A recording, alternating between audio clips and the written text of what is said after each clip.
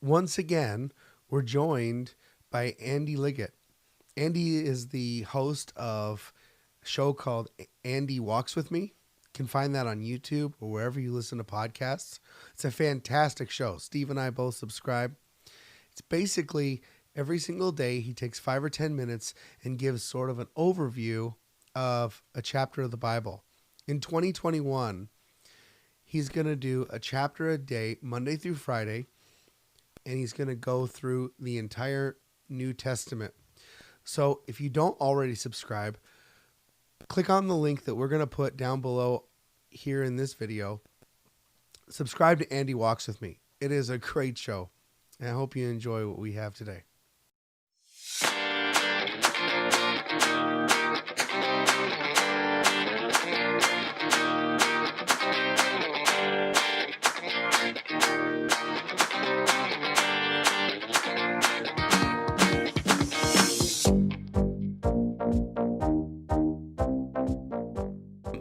What I was saying about the shirts is that, they told me to go home, and then there was nobody home, and then my parents pulled up in this big van with some of my cousins and aunts and uncles, and they said, "We're going to Florida right now, and you need to pack." But they didn't tell us how long we were going to be in Florida, and so I grabbed 2 polo shirts. And Steve grabbed 2 polo shirts, and we went down there, and we ended up staying there for 5 days. And so I had been wearing the same polo shirt for 3 days because we only had one car, and there was 8 people. And so I was like, Steve, I've been wearing the same shirt for 3 days. And he was wearing essentially the same shirt. They were both polos from Old Navy or something like that. And he's like, I've been wearing this shirt for 3 days. And so we're like, we should trade. And so, just for variety? Well, we just felt like it was just wrong to wear the same shirt for 3 days. So I wore his shirt and he wore my Nobody shirt. noticed, right? Yeah. Steve and I wore the same shirt on the show before. At the same time? Not the exact time. Have you ever heard this? You're going to have to cut out, but they wear these things called, or they wear. There's these things that they make for married couples. We love it when people say this you're going to want to cut out. They're called fundies. Have you ever? Don't worry, we won't. It's a pair of undies that 2 people can wear at once. Yeah, cut that out. Back to back, front to back. I think you can do it however you want, but it's meant for the fundies. They're fundies. So you put them both on and You have 2 these, people don't you? No. I've heard of some people. There's a weird product that married couples can get. Married couple. If you're married, you have to have me, for example. You got to have a marriage license to buy. Right. I guess you don't need to be married, but you should. You definitely should. So how smelly were these shirts? I don't remember the How smell. smelly were the fundies? I have never seen the fundies up close. You clearly have heard of them. You own Yes. Where did you come across these fundies? What were you searching in Google?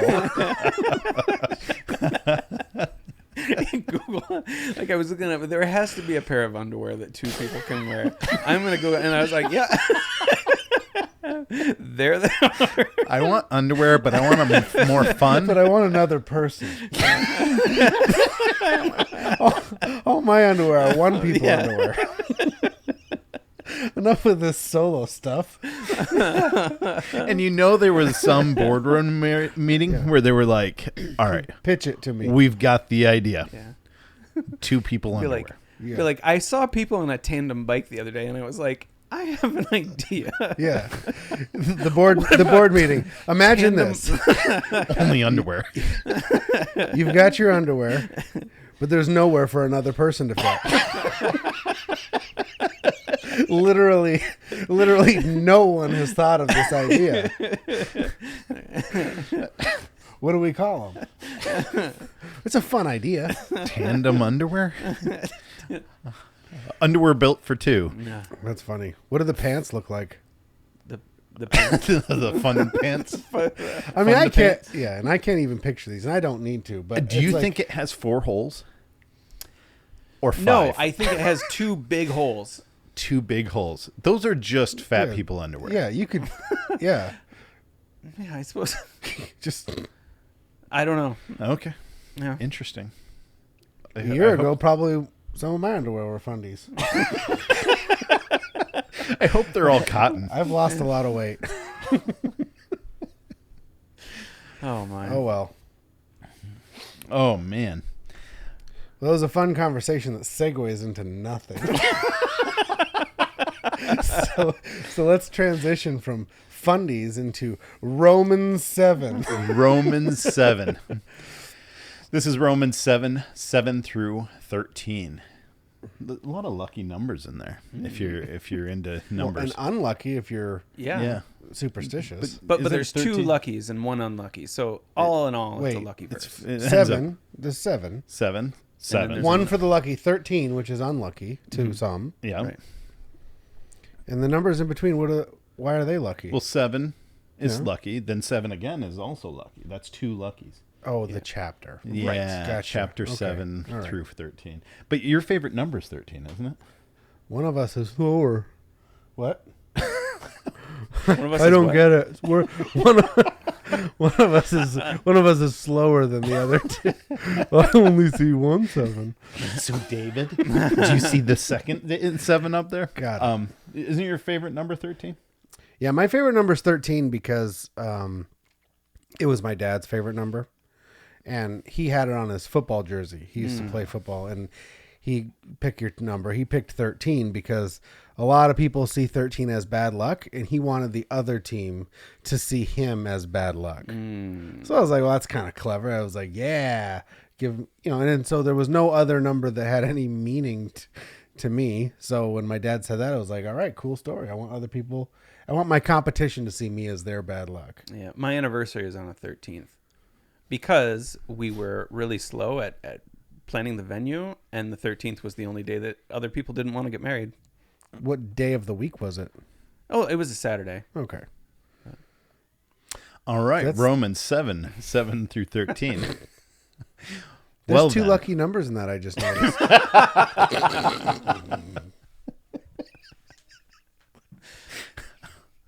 I just noticed that. You're reading. Well then, am I suggesting that the law of God is sinful? Of course not. In fact, it was the law that showed me my sin.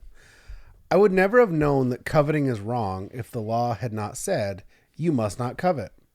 But sin used this command to arouse all kinds of covetous desires within me. If there were no law, sin would not have that power. At one time, I lived without understanding the law. But when I learned the command not to covet, for instance, the power of sin came to life, and I died. So I discovered that the law's commands, which were supposed to bring life, brought spiritual death instead. Sin took advantage of those commands and deceived me. It used commands to kill me, but still the law itself is holy, and its commands are holy and right and good. But how can that be? Did the law which is good cause my death? Of course not.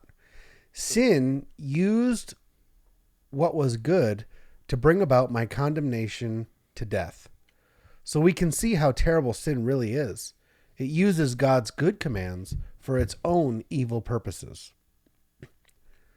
7 through 13. This is the section that I was talking about. It talks about sin as if it's like a gremlin, like it has like a personality and it's doing things. Sin used what was good to bring about my condemnation. Sin used it's treating sin as like a person. Isn't that interesting? Mm-hmm. Well, it seems to me that it's explaining to us something that we all kind of know intuitively, and that is you want what you can't have. Mm-hmm. And so before the law was given, we all had a sinful nature, which it sounds like you could almost sum up in that you want what you can't have or shouldn't have. Mm-hmm. But there was no law, and so there wasn't a written down law. So you had this drive, but it didn't have any real direction to go. Then once the law shows up and says, don't eat from this tree, or don't covet your neighbor's wife, don't steal. Once it's defined, it then becomes the thing because of the sinful nature inside of you. Now that says, hey, I know how to complete my mission now. And so then you do the sin, and then you die because you didn't keep the command. So of course the command is right. By that command being revealed to you, springs up the nature inside you that just wants to disobey and have what it shouldn't. And so then you break the law. And it's like, and now you're condemned because you've fallen short of God's standard. Yeah. It's interesting that it says that that the law brought death.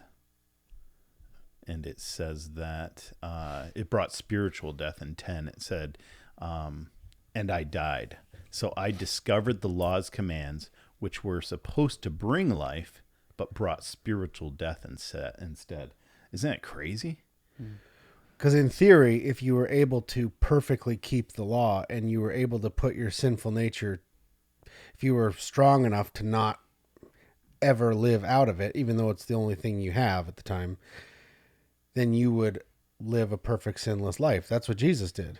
Jesus came, he didn't have the sinful nature, and he perfectly lived out his life, never breaking the law, because he was in relationship with his Father, and he said, I only do what I see my Father doing.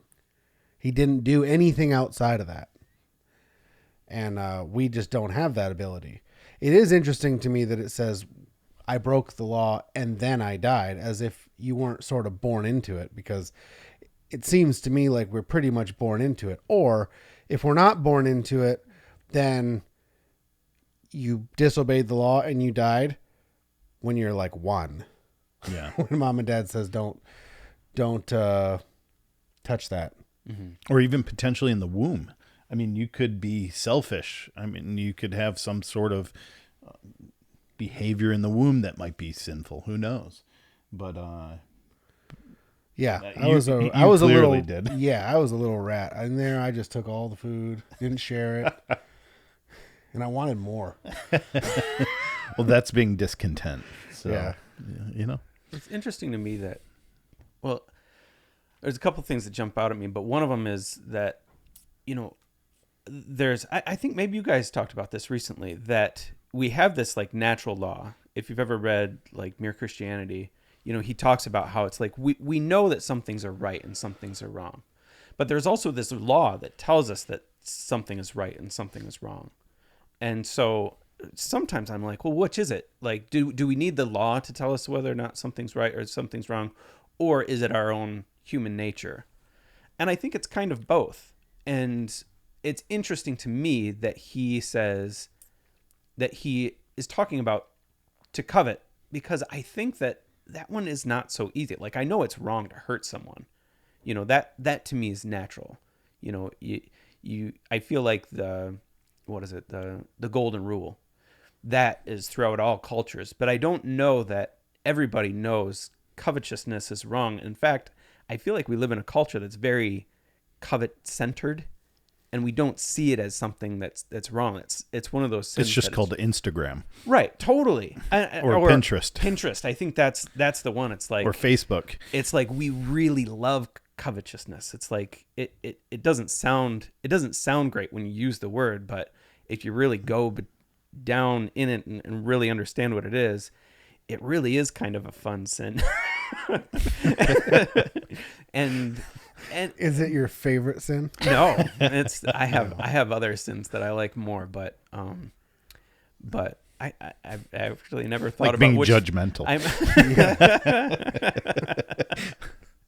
But yeah, that's an interesting question. What's your favorite sin? What's my favorite? This is What's the criteria? This is a segment called "Let's Discuss Our Favorite Sins." Let's talk to the guest about their favorite sin.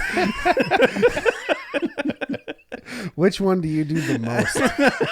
And describe it in detail. If you don't remember, we have been following you with this hidden camera. Well, we have we have your brother here, and so if you answer wrong, we'll correct you. Like, how long did you share a room with the guest? About 14 years. He knows. Yeah, he knows what it is, and it's not covetousness.